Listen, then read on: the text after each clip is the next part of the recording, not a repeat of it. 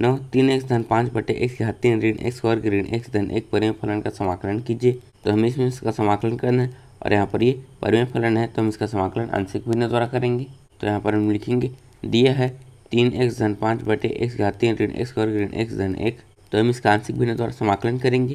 तो इसके लिए हर में गुणनखंड होना चाहिए, लेकिन यहाँ पर गुणनखंड नहीं है, इसीलिए पहले हम इसका गुणनखंड करेंगे। तो यहाँ पर हम लिखेंगे बराबर 3x धन 5 बटे, हम इसमें से x का वर्ग कॉमन लेंगे।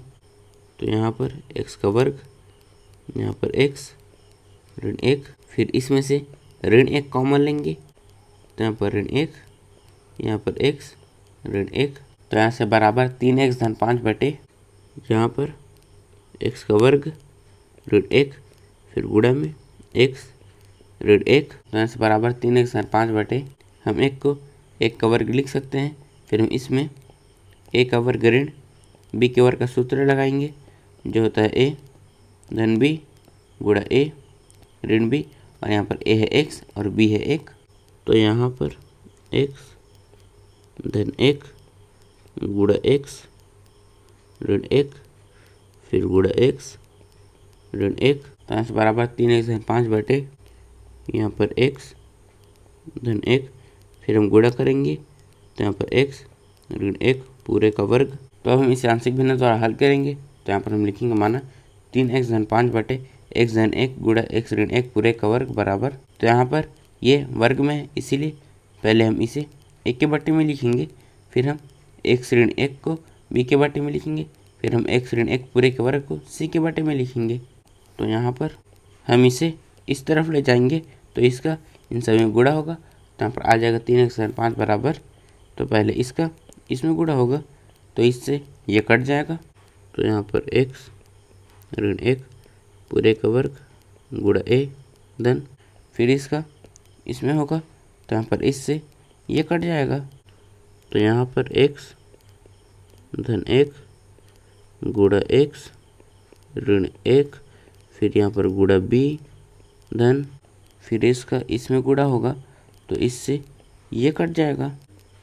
तो यहाँ पर x धन 1 गुणा c। तो हम इसमें a b और c का मान ज्ञात करेंगे। तो पहले हम a का मान ज्ञात करेंगे, तो उसके लिए हमें इन्हें 0 बनाना पड़ेगा और यहाँ पर धन 1 है, तो अगर हम x की जगह में ऋण 1 रखेंगे तो इससे ये कट जाएगा। तो यहाँ पर आएगा 0, फिर 0 का इसमें गुणा होगा तो पूरा 0 हो जाएगा। इसी तरह से अगर हम यहाँ पर ऋण 1 रखेंगे तो ये भी पूरा 0 हो जाएगा। तो यहाँ पर हम लिखेंगे x बराबर ऋण 1 पर, तो यहाँ पर हम ऋण 1 रखेंगे तो जिनका ऋण 1 में गुणा होगा।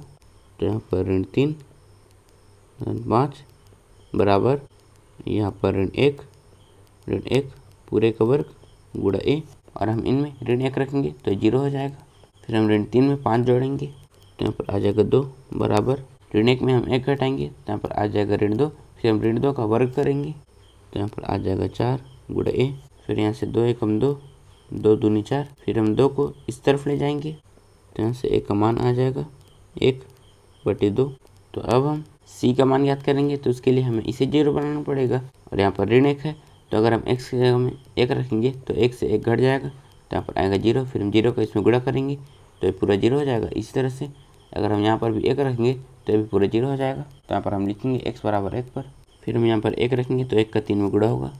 तो यहाँ पर 3 धन 5 बराबर, हम इसमें और इसमें 1 रखेंगे तो ये 0 हो जाएगा। फिर हम इसमें रखेंगे तो यहाँ पर 1 धन 1 गुणा c, तो यहाँ से 8 बराबर, यहाँ पर आ जाएगा 2, फिर c, फिर 2 एकम 2, 2 चौक 8, तो यहाँ से c का मान आ जाएगा 4। तो हम b का मान याद करें तो उसके लिए हमें इन्हें 0 बनाना पड़ेगा। तो इसे 0 बनाने के लिए हम यहाँ पर 1 रखेंगे और इसे 0 बनाने के लिए हम यहाँ पर ऋण 1 रखेंगे। यहाँ पर हमें x के 2 मान रखने पड़ रहे हैं, इसीलिए हम x की जगह में 0 रखेंगे। तो यहाँ पर आएगा 0, फिर 0 का 3 में गुणा होगा तो ये पूरा 0 हो जाएगा। फिर हम 5 में 0 जोड़ेंगे तो यहाँ से 5 बराबर, फिर हम यहाँ पर 0 रखेंगे और 0 में 1 घटाएंगे तो यहाँ पर आ जाएगा ऋण 1, फिर हम ऋण 1 का वर्ग करेंगे तो यहाँ पर आ जाएगा 1, फिर हम 1 का a में गुणा करेंगे तो यहाँ पर आ जाएगा a, तो यहाँ पर आएगा 0 और यहाँ पर 0, फिर हम 0 में 1 जोड़ेंगे और 0 में 1 घटाएंगे तो यहाँ पर आ जाएगा 1, तो यहाँ पर ऋण 1, फिर 1 का ऋण 1 में गुणा होगा तो यहाँ पर आ जाएगा ऋण 1, फिर ऋण 1 का b में गुणा, तो यहाँ पर ऋण b, फिर यहाँ पर 0 रखेंगे तो ये हो जाएगा 1, फिर 1 का c में गुणा, तो यहाँ पर आ जाएगा c, फिर हम यहाँ पर a और c का मान रखेंगे जो है ये, तो यहाँ से 5 बराबर 1 बटे 2 ऋण b धन 4। तो 4 इस तरफ चले जाएगा तो यहाँ पर आ जाएगा 5 ऋण 4, फिर हम 5 में 4 घटाएंगे तो यहाँ पर आ जाएगा 1, फिर हम 1/2 को भी इस तरफ ले जाएंगे तो यहाँ पर आ जाएगा ऋण 1/2 बराबर ऋण b, फिर हम ऋण को भी इस तरफ ले जाएंगे तो यहाँ से b बराबर ऋण हम 1 में 1/2 घटाएंगे तो यहाँ पर आ जाएगा 1/2। तो यहाँ पर हमें a, b और c का मान मिल गया। तो अब हम इनके मान को समीकरण 1 में रखेंगे तो यहाँ पर हम लिखेंगे समीकरण 1 में मान रखने पर यहाँ पर 3x धन 5/x धन 1 गुणा x ऋण 1 पूरे का वर्ग। तो हम यहाँ पर एक मान रखेंगे जो है ये, तो यहाँ पर आ जाएगा 1/2/x धन 1, फिर हम यहाँ पर b का मान रखेंगे जो है ये, तो यहाँ पर आ जाएगा ऋण 1/2/x ऋण 1, फिर हम यहाँ पर c का मान रखेंगे जो है ये, तो यहाँ पर आ जाएगा 4/x ऋण 1 पूरे का वर्ग।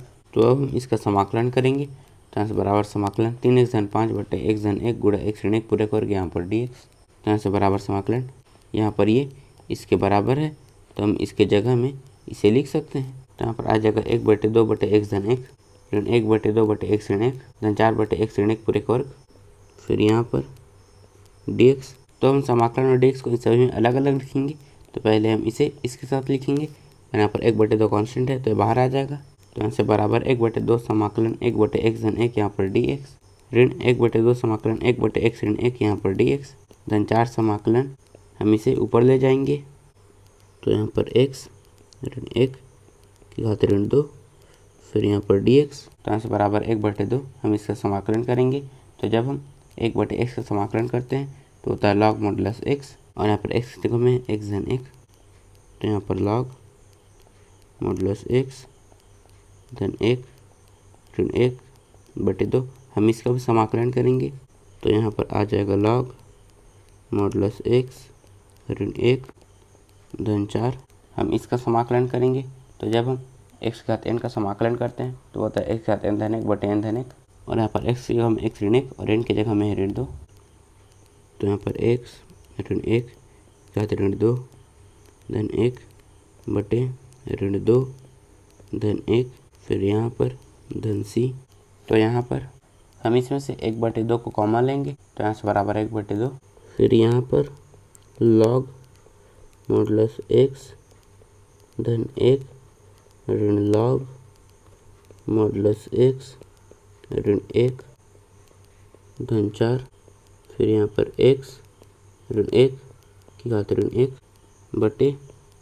यहाँ पर ऋण 1 धन c। तो यहाँ से बराबर 1/2, चूँकि log m minus log n log m अपान n होता है और यहाँ पर m की जगह में ये और n की जगह में है ये। तो यहाँ पर आ जाएगा log मॉडुलस x धन 1 x ऋण 1, फिर ऋण 1 का इसमें गुणा करेंगे तो यहाँ पर आ जाएगा ऋण 4 हम इसे नीचे ले जाएंगे तो यहाँ पर x ऋण 1 धन c। तो यहाँ पर हमारा उत्तर है 1/2 log मॉडुलस x धन 1/x ऋण 1 ऋण 4/x ऋण 1 धन c। इस प्रश्नावली के नोट्स आप नीचे डिस्क्रिप्शन में दी लिंक से डाउनलोड कर सकते हैं और ऐसी वीडियोस के लिए चैनल को सब्सक्राइब जरूर करें। धन्यवाद।